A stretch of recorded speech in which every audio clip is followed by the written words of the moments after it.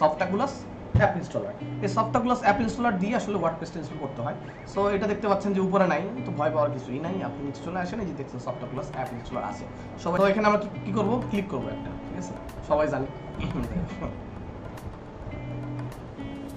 ওকে, so click করার পরে এখানে দেখেন তো কতগুলো জিনিস আছে।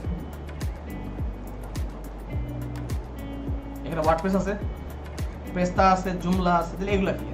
বলেন না দাদা আপনি তো ওয়ার্ডপ্রেস ইনস্টল করতে বলছিলাম, তাহলে এরা এগুলা কিখানে কি করে? এরা কি কোনো কাজ করে না?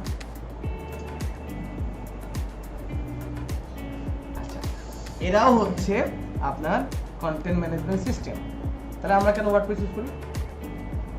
ওয়ার্ডপ্রেসের যে ডাইনামিক ফিচার সেগুলো অন্য কোথাও পাওয়া যায় না।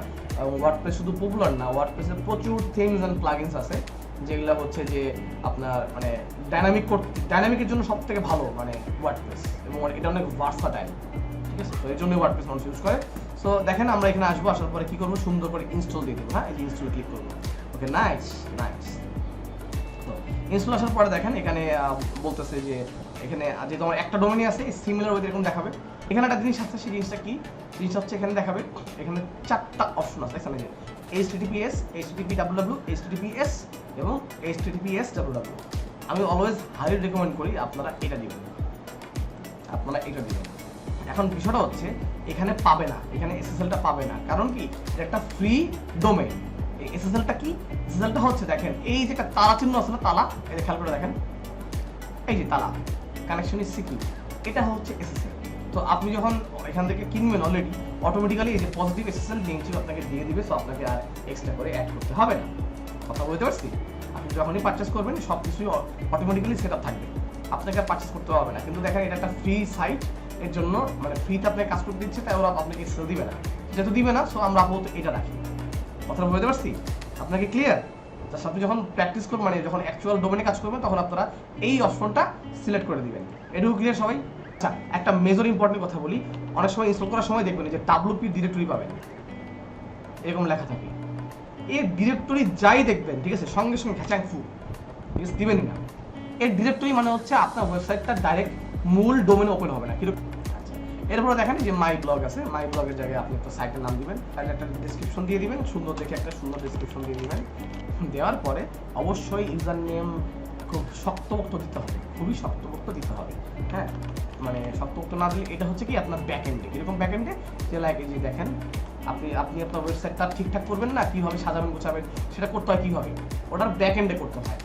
তো অবশ্যই এটাকে যদি আপনি স্ট্রং একটা না দেন, তাহলে আপনি কোনো সময় লগ ইন করতে পারবেন না, মানে আপনার হ্যাক হওয়ার সম্ভাবনা থাকে, কেমন?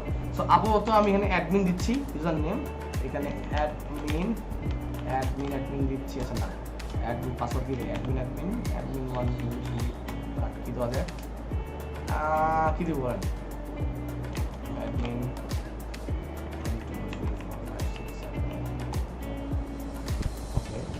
আমরা বড় হাতের অ্যাডমিন না দিলে এটা 80% না গেলে আবার নেয় নাই জানি। হ্যাঁ, এরপরে দেখেন আপনি অ্যাডমিন ইমেল যেটা আছে, অ্যাডমিন ইমেলটা অবশ্যই আপনাকে আপনার মানে মেইন যে জিমেলটা সেটা দিতে হবে, কারণ কোনো সময় আপনি পাসওয়ার্ড ভুলে যান, তখন রিসেট করার সময় আপনাকে এই ইমেলটা না দিলে কিন্তু রিসেট করতে পারবেন না, এটা অবশ্যই মনে রাখবেন, কেমন? সো আমি এটা জাস্ট উল্টো একটা জিমেল দিয়ে দেওয়া করবো। আচ্ছা, এরপর লাস্টে যেটা করবেন সেটা হচ্ছে ইনস্টল দিয়ে দেবেন, লাস্টে যেটা করবেন ইনস্টল দিয়ে দেবেন, তো এখানে যে ইনস্টল হয়ে থাকবে। তো এখানে দেখতে পাচ্ছেন এটা কেটে দিয়ে আমার ক্রেডেনশিয়াল আছে, যে আমার ব্যাকএন্ডে লগ ইন করার জন্য যে বিষয়টা WP অ্যাডমিন। তো দেখেন ও আমাকে বলছে যে ওয়ার্ডপ্রেস ইনস্টল হয়ে গেছে, হয়ে গেল না? কি বলেন? ওয়েবসাইটটা ইনস্টল করা কোনো সোজা না, দেখছেন এক ক্লিকেই ইনস্টল হয়ে গেল। আপনারা কি বুঝছেন আমি কি করলাম? ইনস্টল করার পরে দেখেন আমরা এখানে কি করব, ব্যাকএন্ডে যাব না, ব্যাকএন্ডের জন্য যাওয়ার জন্য কি লাগে, WP অ্যাডমিন লাগে, তাই না?